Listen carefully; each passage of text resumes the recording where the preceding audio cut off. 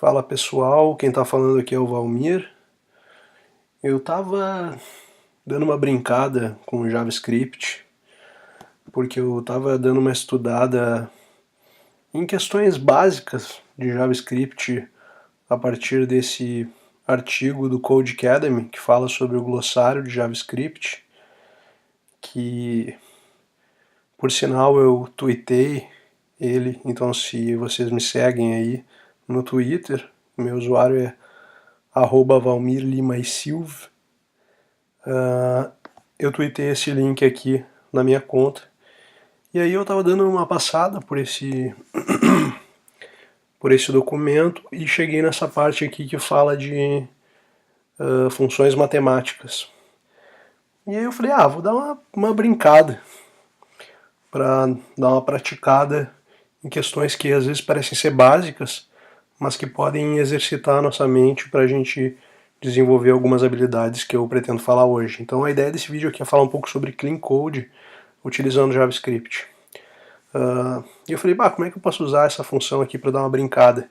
Eu tenho o meu site pessoal, que é o valmir-filho.com, e nesse site pessoal, a página não encontrada, se tu tentar acessar uma URL que não existe, ele vai te levar para essa página que tem um gatinho que não foi encontrado.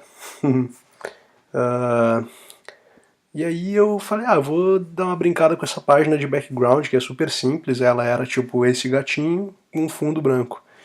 E aí eu falei, vou usar essa função de gerar números randômicos para brincar de gerar um background randômico para minha página de 404.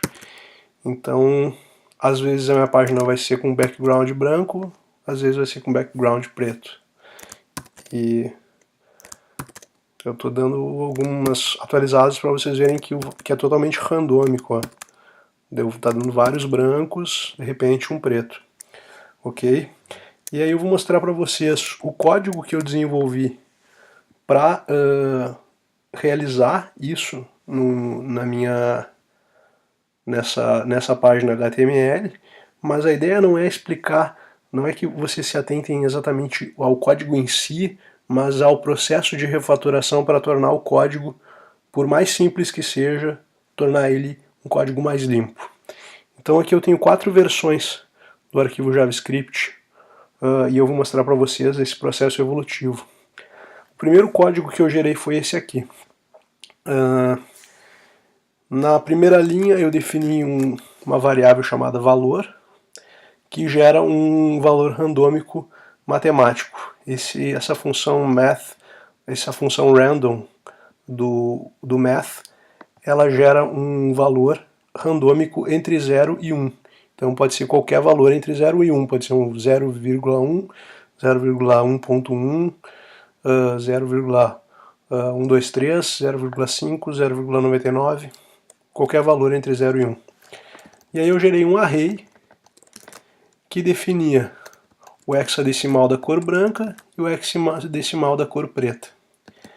E aí eu fiz uma funçãozinha JavaScript que eu chamei de style404background_randomly, onde se esse valor randômico for maior do que 5, daí eu peguei aqui um seletor JavaScript document.queryElementById, sendo que o ID do body dessa página aqui, vou até inspecionar para vocês verem, o ID do body dessa página é page not found.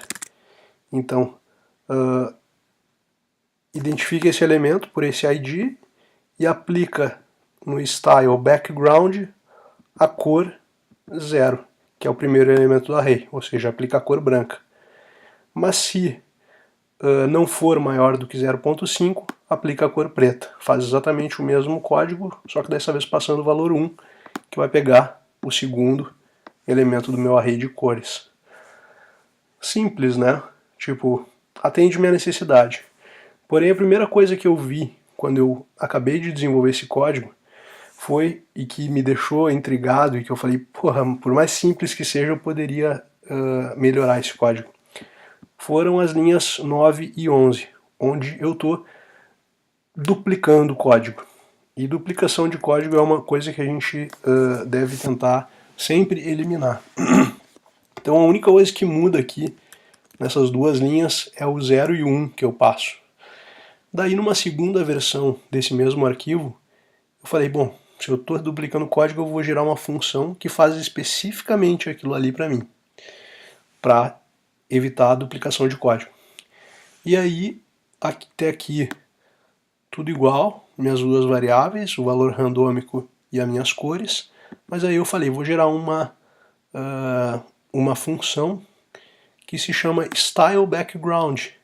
E essa função styleBackground ela recebe um valor i e ela aplica o background, né, faz o seletor ali, document get element by id por esse id e aplica style background a color de i, ou seja, do valor que ele vai receber aqui, sendo que o valor de i vai ser 0 ou 1, ok?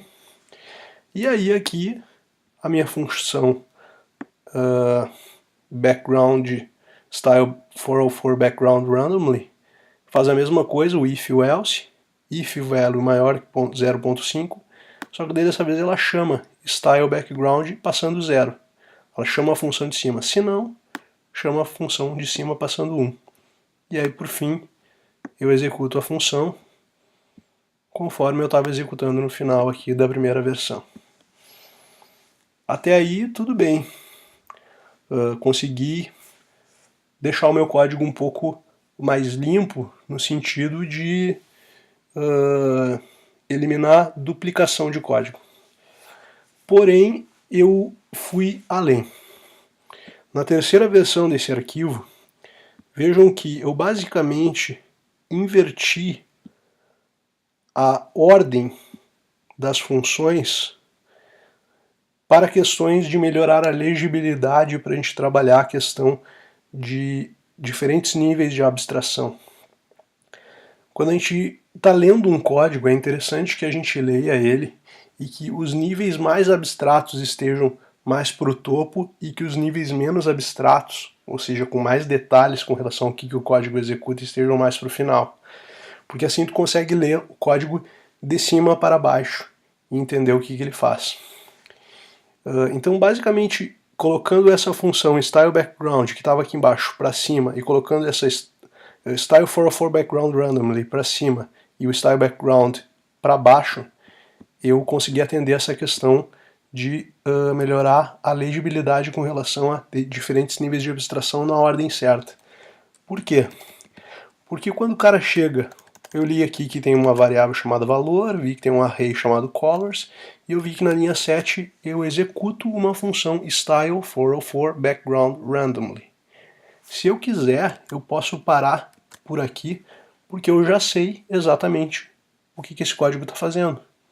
Ele está estilando a tela, o background da minha tela de 404 de uma forma randômica. E é isso. Mas aí eu posso querer entender os detalhes disso. O que o style404background faz? Se o valor for maior do que 0,5, ele chama uma outra função, styleBackground, passando 0. Se não, ele chama a mesma função passando 1. E aí se eu quiser saber os detalhes do que o styleBackground faz, está aqui embaixo a função styleBackground, que estila um elemento a partir do seu ID. Beleza?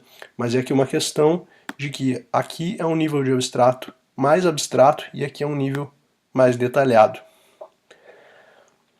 Beleza. Mas pensando bem, né?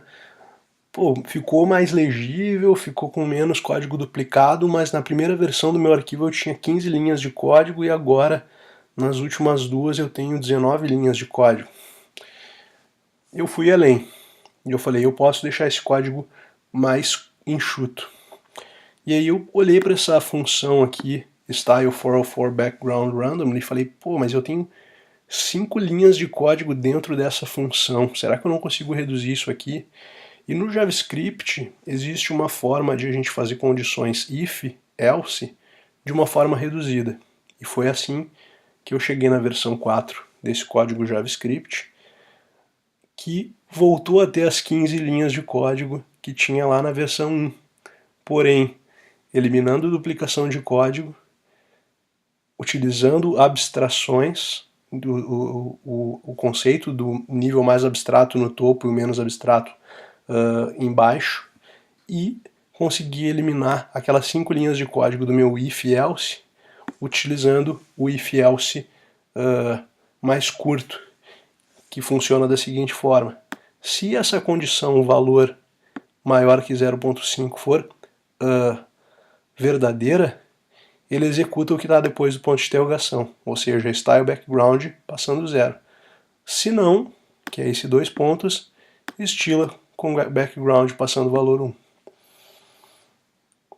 Beleza? Eu vou, para fins de mostrar para vocês isso aqui na prática, eu vou rodar esse código nessa página para a gente ver. Então eu estou aqui definindo a variável value com um valor randômico, que deu um valor abaixo de 0,5. Ou seja, se tiver abaixo de 0,5, é maior do que 0,5? Não. Então ele tem que estilar com branco. E o fundo está preto. Então vamos ver se ele vai funcionar. Então agora eu vou definir o meu array. E aí agora eu vou definir a função styleBackground. Vou definir a função que estila o background de forma randômica. E vou por fim chamar essa função. Tá aí. Mudou o meu background para branco. Beleza, pessoal? Eu queria receber o feedback de vocês sobre esse vídeo, o que vocês acharam, se vocês teriam...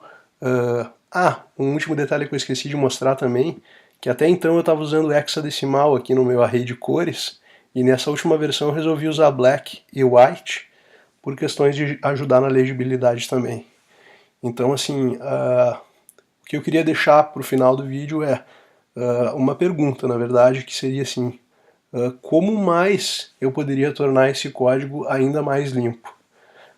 Eu vou estar disponibilizando esses 4 arquivos de JavaScript aqui no meu GitHub, e eles vão estar disponíveis nesse vídeo, então vocês podem baixar eles na sua máquina e falar: eu melhoraria além disso também mais isso daqui. Feito, galera. Falou aí.